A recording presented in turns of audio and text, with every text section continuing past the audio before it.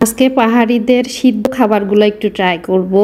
আর ওদের ভিডিওগুলো দেখতে কিন্তু আসলে অনেক ভালো লাগে, দেখতে কিন্তু অসাধারণ। আসলে ওরা যে ভর্তা দিয়ে যে সিদ্ধ খাবারগুলো খায়, কি বলবো, দেখতে ভালো লাগে, অনেক ভালো লাগে, অনেক অনেক ভালো লাগে। আমি সিদ্ধ খাবারগুলো কিন্তু ধুয়ে নিয়েছি, তারপরে আমি শুটকি বেটে পেঁয়াজ রসুন সব বেটে নিয়েছি। আর মরিচ বাটা কিন্তু আমার আসলে ভয় লাগে, আমার হাত জ্বর দেখে আমি কিন্তু গুঁড়া মরিচ দিয়েই কিন্তু আমি শুটকির ভর্তাটা করব।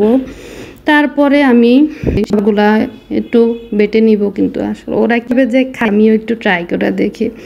আর আমার অনেক ভালো লাগে ওদের সিদ্ধ খাবারগুলো দেখ। শুটকির ভর্তাটা কিন্তু তৈরি করতেছি, রেডি করে ফেলি কিন্তু শুটকির ভর্তাটা।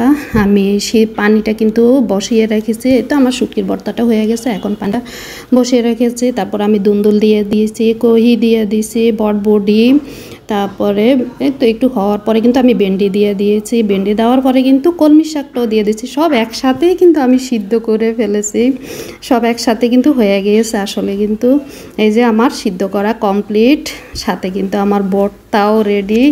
এটা কিন্তু আসলে একটু সাথে কিন্তু আমি আবার মুরগির মাংস দিয়ে ডাল দিয়ে রান্না করি।